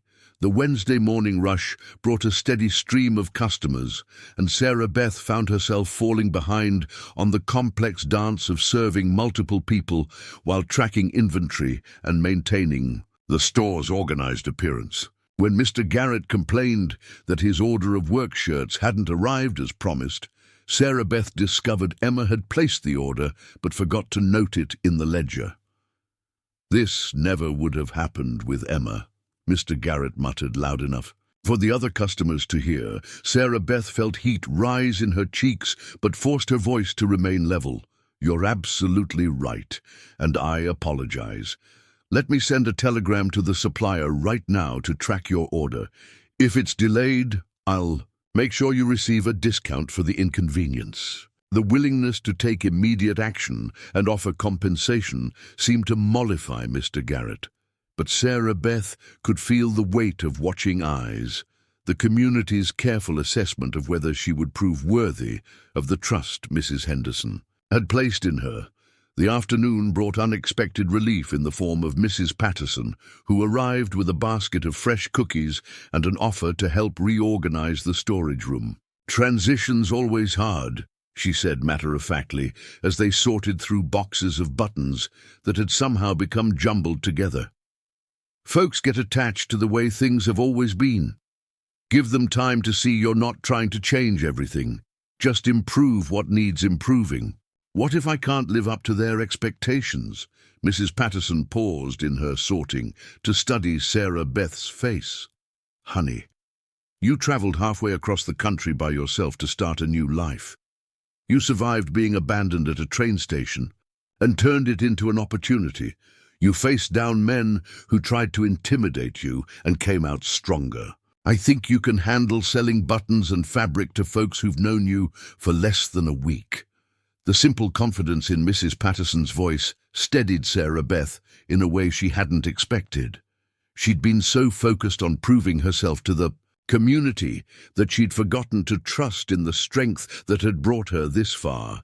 Thursday brought its own test when a traveling salesman arrived with samples of ladies' gloves from Philadelphia. Sarah Beth recognized him immediately as Garrison, the man Emma had warned her about. He was younger than most of the traveling salesmen she'd met, with oil-slicked hair and a smile that showed too many teeth. "Well, well," he said, removing his hat with an elaborate flourish. "You must be the new proprietress I've been hearing about. Garrison's the name, and I have exactly what a lady of your refined tastes would appreciate." He spread his samples across the counter with theatrical flair, gloves in various styles and qualities, from simple cotton work gloves to elegant kid leather suitable for church or social occasions. But Sarah Beth noticed immediately that several pairs showed signs of wear, as if they'd been handled extensively or perhaps returned by previous customers. "These are beautiful," she said diplomatically, examining the construction. "What are your terms?" Garrison quoted prices that seemed reasonable until Sarah Beth calculated the markup required to turn a profit. The numbers didn't add up unless she charged customers more than similar gloves cost at the general store in the next town over. "I appreciate you thinking of us," Sarah Beth said, beginning to gather the samples, "but I don't think these will work for our customers' needs." Garrison's smile faded slightly. "Now, miss, it is miss, isn't it? You shouldn't make hasty decisions. These are quality goods from Philadelphia manufacturers. Your customers deserve better than the crude items they're used to." The condescension in his tone set Sarah Beth's teeth on edge, but she maintained her professional demeanor. "I'm sure they're fine gloves, but the pricing doesn't work for our market. Perhaps we could discuss terms more privately," Garrison suggested, moving closer to the counter. "Over dinner, say. I know a place in the next town that serves excellent food and maintains. Discretion for business discussions." The implication was unmistakable, and Sarah Beth felt her patience evaporate. "Mr. Garrison, I conduct all my business here in the store during regular hours. If you'd like to revise your pricing structure, you're welcome to send new terms by post." Garrison's expression hardened. "You're making a mistake, miss. In business, personal relationships matter. Women who try to operate without proper guidance usually find themselves struggling." Before Sarah Beth could respond, the bell above the door chimed, and Daniel entered the store. He took in the scene immediately, Garrison standing too close. To the counter, Sarah Beth's rigid posture, the tension crackling in the air between them. "Afternoon," Daniel said pleasantly, but Sarah Beth caught the steel beneath his casual tone. "Am I interrupting business?" "Not at all," Sarah Beth replied, relief flooding through her. "Mr. Garrison was just leaving." Garrison gathered his samples. With jerky movements, his smooth salesman's facade cracking to reveal something uglier underneath. "This conversation isn't over," he muttered. "Yes, it is," Daniel said quietly, stepping aside to let Garrison pass, but positioning himself between the salesman and Sarah Beth. "Safe travels." After Garrison left, Sarah Beth found her hands shaking slightly as she reorganized the display he'd disrupted. "You all right?" Daniel asked. "I'm fine," she said automatically, then reconsidered. "Actually, no, I'm angry. Men like that think they can intimidate women into accepting whatever terms they offer, business or otherwise." "What did he want, Sarah?" Beth explained about the overpriced gloves and Garrison's increasingly inappropriate suggestions. Daniel listened with the same patient attention she'd come to value, his expression growing grimmer with each detail. "Emma warned me about him," Sarah Beth concluded. "I should have trusted her instincts from the start." "You handled it perfectly," Daniel said. "Standing your ground, staying professional even when he got personal. That takes strength." The genuine admiration in his voice helped calm the last of Sarah Beth's agitation. "I keep thinking I should be used to this by now. Men trying to manipulate or intimidate women isn't exactly uncommon." "Being used to it doesn't make it acceptable," Daniel replied, "and it doesn't make your anger any less justified." Friday afternoon brought Mrs. Henderson for her weekly check on the store's progress. She reviewed the books with Sarah Beth, noting the steady sales and the few customer complaints that had been quickly resolved. "You're learning fast," she said approvingly, "and I heard about your encounter with that Garrison fellow. Word is, you sent him packing without giving an inch." Word travels quickly in a small town. That it does. And right now, word is that you're a young woman who knows her own mind and won't be pushed around. That's exactly the kind of reputation you want in this business.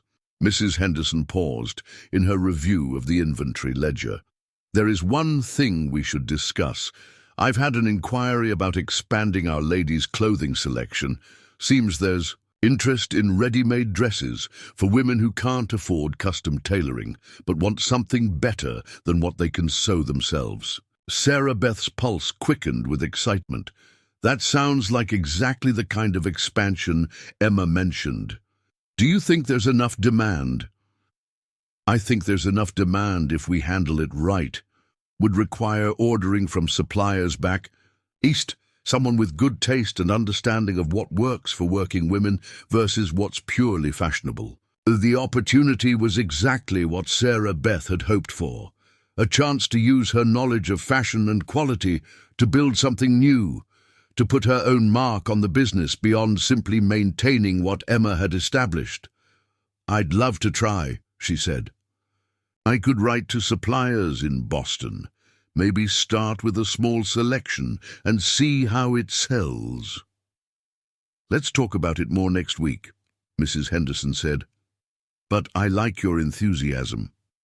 Saturday brought the weekly farmers' market, and Daniel arrived at the store just as Sarah Beth was preparing to close for her lunch break. He carried a basket that smelled enticingly of fried chicken and fresh bread. Thought you might be hungry, he said. Mrs. Patterson packed enough for an army. They walked to the small park behind the church, where several other couples and families had spread blankets for impromptu picnics. Sarah Beth noticed the way people nodded to them, the careful politeness that suggested their relationship was becoming accepted as part of the town's social fabric. How was your week? Daniel asked as they settled on the grass beneath a spreading oak tree. Sarah Beth told him about the challenges and small victories, about learning to navigate customer expectations and supplier relationships. Daniel listened with the kind of attention that made her feel heard rather than merely tolerated. Sounds like you're finding your footing, he said. I think I am. It's different from what I expected, but in good ways. I'm learning I actually enjoy the problem-solving aspect, figuring out what customers need, finding suppliers who offer fair value, managing inventory so we don't run out of popular items. You like being in charge of something that matters. Sarah Beth considered this assessment. Yes, I think that's exactly it. In Boston, most of what I did was decorative. Social calls, charity work that made people feel good about themselves, but didn't really change anything. Here what I do affects whether Mrs. Caldwell can finish her daughter's school dresses on time, whether Mr. Garrett has the shirts he needs for work. Real work, Daniel said, understanding. Real work, Sarah Beth agreed, with real consequences and real rewards. As they ate, Sarah Beth found herself studying Daniel's profile, noting the laugh lines around his eyes, the way his hair caught the sunlight, the careful attention he paid to her words. The easy companionship they developed felt solid, grounded in mutual respect, rather than desperate need. Daniel, she said suddenly, what do you want from this? From us, I mean. He paused in unwrapping a piece of chicken, considering her question seriously. I want what we're building right now. Partnership. Someone to share the good days and help weather the difficult ones. Someone whose dreams matter as much to me as my own. And if my dreams take me places you can't follow, then I'll learn to trust that you'll come back if I'm worth coming back to, he said simply. And if you don't, I'll try to be happy that you found what you needed, even if it wasn't me. The honesty of his answer took her breath away. This was so different from the possessive assumptions of James Whitmore or the crude calculations of Marcus Randolph. Daniel was offering love without ownership, support without strings attached. I've never had anyone say something like that to me, she admitted, maybe because you never found someone who understood that loving someone means wanting them to be fully themselves, not a smaller version that fits more conveniently into your life. They finished their lunch in comfortable silence, watching children play on the grass, while their parents chatted in small groups. The normalcy of it, the sense of belonging to a community that accepted her as she was, rather than as someone's appendage, felt like a gift Sarah Beth was still learning to unwrap. As they prepared to return to their respective work, Daniel to afternoon chores, Sarah Beth to the store's Saturday rush, he caught her hand and squeezed it gently. "Sarah Beth," he said, "I want you to know something. Whatever comes next, whatever challenges we face, I'm proud to know you. The way you've handled everything, the strength you've shown, it inspires me." The words settled into her heart like seeds in fertile ground, taking root in places that had been barren since her father's death. For the first time in her adult life, Sarah Beth felt truly seen, valued not for her potential usefulness, but for her intrinsic worth as a person. "Thank you," she said, the simple words carrying weight they couldn't hold. That evening, as Sarah Beth prepared for bed in her small apartment above the store, she reflected on the week's lessons. She'd learned that building a reputation took time, that earning trust required consistency, and that standing up for herself grew easier with practice. But most importantly, she'd learned that love could exist without diminishment, that she could be both independent and partnered, both strong and vulnerable. The challenges ahead were real. Garrison would likely return with reinforcements. The community's acceptance remained provisional, and her relationship with Daniel was still finding its footing. But for the first time since stepping off that train in Millfield, Sarah Beth felt ready to face whatever came next.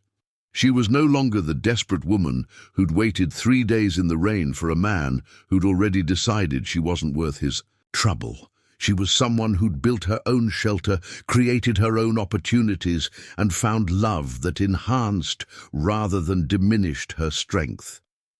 The transformation felt miraculous, but Sarah Beth knew it was really just the result of refusing to let other people's limitations define her possibilities. Tomorrow would bring new challenges, new chances to prove herself, new opportunities to build the life she'd always needed but never dared to imagine, and she could hardly wait to begin. 3 months after Sarah Beth Coleman first stepped off her train in Millfield, she stood before the mirror in her apartment above Henderson's Dry Goods, adjusting the collar of a dress she'd made herself from fabric ordered specially from her Boston suppliers. The woman looking back at her bore little resemblance to the desperate bride who'd waited in the rain. This woman had steady eyes, confident posture, and the kind of purposeful energy that came from building something meaningful with her own hands. The lady's clothing expansion had exceeded every expectation. Word had spread throughout the county about the ready-made dresses that were both stylish and practical, affordable yet well-constructed. Women traveled from 3 towns over to see Sarah Beth's selections, and she'd already placed orders for winter inventory based on advance requests. But more than business success, Sarah Beth had found something she'd never expected, a place where she belonged completely. The community that had once viewed her with suspicious curiosity now regarded her as an essential part of their social and economic fabric. Mrs. Caldwell brought her friends to meet our wonderful Miss Coleman. The pastor's wife consulted her on matters of appropriate attire for church functions. Even Mr. Garrett, who'd initially doubted her competence, now praised her efficiency to anyone who would listen. A knock at her apartment door interrupted her morning preparations. Sarah Beth opened it to find Daniel, holding a bouquet of wildflowers and wearing his Sunday best, despite it being Tuesday morning. "You're early," she said, accepting the flowers with a smile that made his eyes light up. "Couldn't wait," he admitted.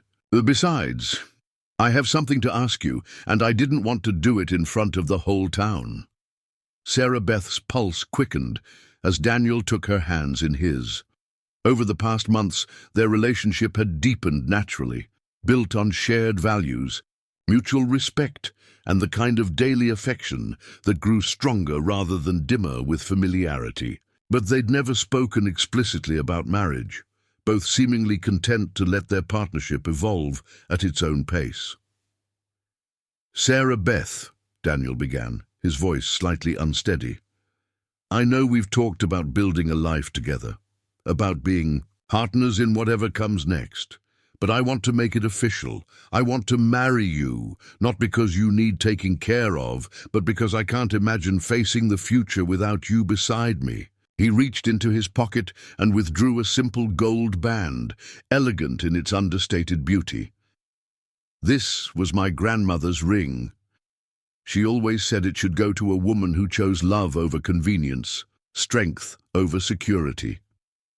Sarah Beth felt tears prick her eyes as she looked at the ring, then at Daniel's earnest face. "Are you sure? I'm not the kind of wife most men expect. I want to keep working, keep building the business. I want to be your partner, not just your helpmate." "Sarah Beth," Daniel said softly, "I fell in love with your strength, your independence, your refusal to be diminished by other people's limitations. Why would I want to marry someone who gave up all the things that made me fall in love with her in the first place?" The words unlocked something in Sarah Beth's heart that she'd kept carefully guarded. "Yes," she said, laughing through her tears.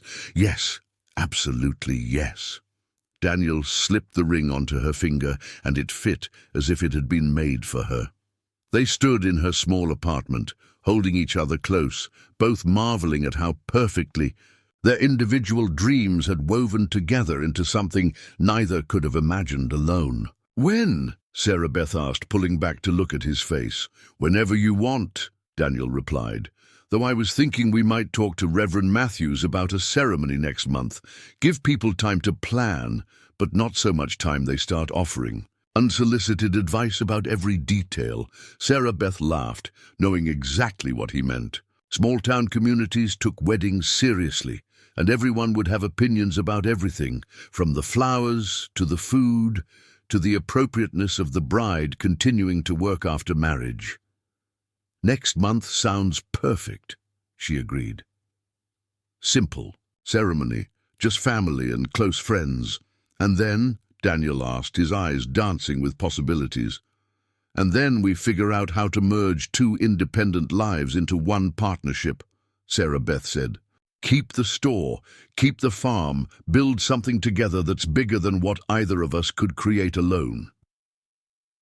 The morning flew by in a whirlwind of preparation and excitement. Word of their engagement spread through Millfield with the speed of summer lightning, bringing a steady stream of well-wishers to the store. Mrs. Henderson arrived with champagne hidden in a basket of mending, insisting they celebrate properly. Mrs. Patterson appeared with an offer to cater the wedding reception. Even the pastor's wife stopped by to discuss ceremony details and express her delight at the match. "I always thought you two were well-suited," she confided to Sarah Beth while Daniel spoke with other customers. "You both have that quality of quiet strength that makes for lasting marriages." Around midday, a familiar figure appeared in the store doorway, and Sarah Beth's happiness faltered momentarily. Marcus Randolph stood just inside the entrance, his expensive clothes travel-stained, and his formerly perfect appearance somewhat disheveled. But it was his expression that caught Sarah Beth's attention, none of the arrogant confidence she remembered, replaced instead by something that looked almost like humility. "Miss Coleman," he said, removing his hat and approaching the counter carefully, "I wonder if I might speak with you for a moment." Sarah Beth glanced toward Daniel, who'd positioned himself within easy reach, but far enough away to give her space to handle the encounter as she chose. "What can I do for you, Mr. Randolph?" "I came to apologize," Marcus said, the words seeming to surprise him as much as they did her. "For my behavior when we first met, for the proposition I made. It was inappropriate and insulting, and you deserved better treatment." Sarah Beth studied his face, looking for signs of insincerity or ulterior motives, but Marcus seemed genuinely contrite, his usual swagger replaced by uncomfortable honesty. "What brought about this change of heart?" she asked. Marcus's mouth twisted, in what might have been self-mockery. "Let's just say that life has a way of teaching lessons to men who think women exist for their convenience. I've learned some things about respect and consequences that I should have understood years ago." He glanced around the store, taking in the busy atmosphere, the obvious success of the business, the way customers greeted Sarah Beth with genuine warmth and respect. "I can see you've built something meaningful here. I'm glad my poor behavior didn't derail your plans." "Thank you for saying that," Sarah Beth said, meaning it. "I accept your apology."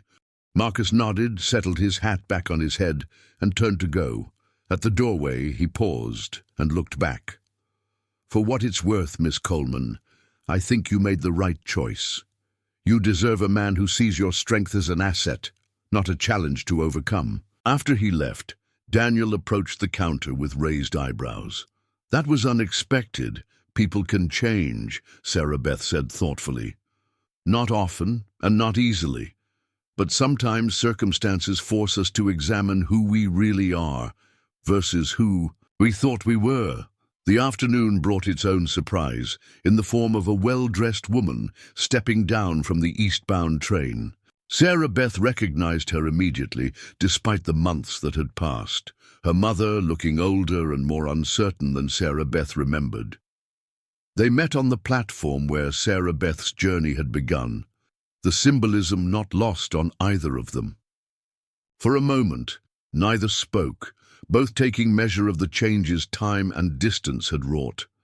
"Sarah Elizabeth," her mother said finally, using the full name she'd abandoned in favor of the simpler Sarah Beth. "You look, well, prosperous." "Thank you for coming, Mother," Sarah Beth replied, meaning it despite the complicated emotions swirling in her chest. "I wasn't sure you would. Your letter about the engagement was quite illuminating. I felt I owed you a visit, an explanation perhaps, and an apology." They walked slowly through town, Sarah Beth pointing out the store, introducing her mother to neighbors who greeted them with curious politeness. At Daniel's farm, her mother met the man who would soon be her son-in-law, with the careful assessment of a woman who'd learned to be cautious about trusting men's characters. Daniel, for his part, was respectfully charming without being obsequious, answering her questions about his background, his prospects, and his intentions with the kind of straightforward honesty that gradually relaxed her mother's defensive posture. Over dinner that evening, prepared jointly by Sarah Beth and Daniel in a demonstration of the partnership they'd built, Sarah Beth's mother finally addressed the elephant in the room. "I want you to know," she said, setting down her fork carefully, "that I regret how things ended between us in Boston. I was frightened of being alone, of poverty, of losing the only security I'd ever known. I thought marrying Harold was the practical choice, and when he made it clear that your continued presence would be difficult, I chose what seemed like the path of least resistance." Sarah Beth felt the familiar tightness in her chest that came with thinking about those last painful months in Boston. But somehow, the hurt felt more distant now, buffered by the life she'd built and the love she'd found. "I understand, Mother," she said quietly. "Fear makes us do things we're not proud of." "But you didn't let fear stop you," her mother observed. "You came west alone, built a life for yourself, found a man who values you for who you are rather than what you can provide for him.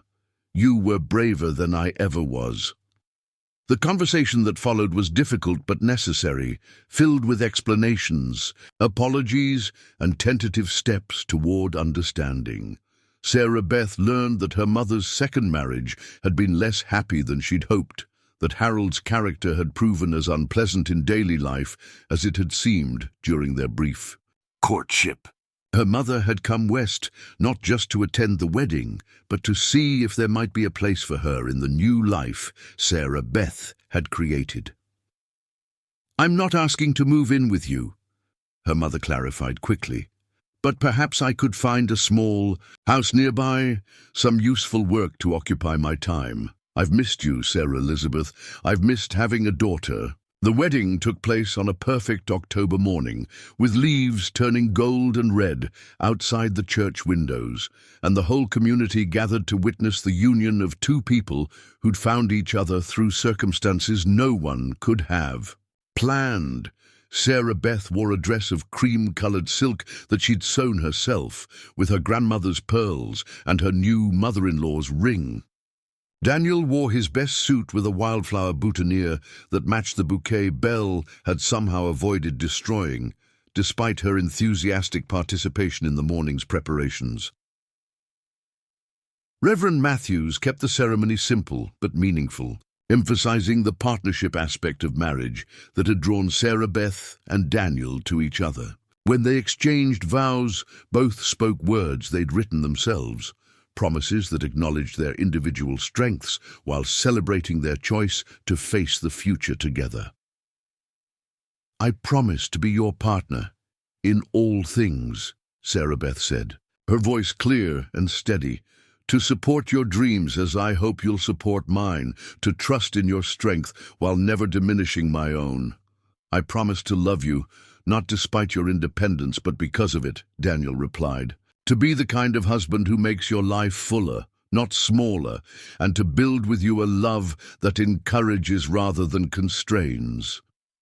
The reception that followed was held in the church hall, with food prepared by half the women in town and music provided by whoever could play an instrument. Sarah Beth danced with Daniel, with her mother, with Mrs. Henderson and the sheriff, and even young Mr. Garrett, who'd overcome his initial skepticism to become one of her strongest supporters.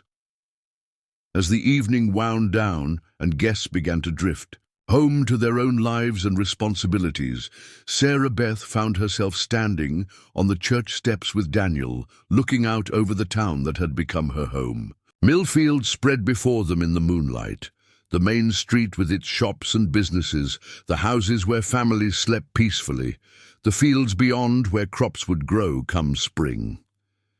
"Any regrets?" Daniel asked, slipping his arm around her waist. Sarah Beth considered the question seriously, thinking back to the woman who'd stepped off the train 6 months ago with such different expectations for her future. That woman had been looking for security, for someone to rescue her from uncertainty and provide a predetermined life. This woman had found something infinitely more valuable: the confidence to create her own security, the strength to rescue herself, and a partner who enhanced rather than replaced her independence. "Only one," she said finally. Daniel's expression grew concerned. "What's that?" Sarah Beth smiled, leaning into his warmth.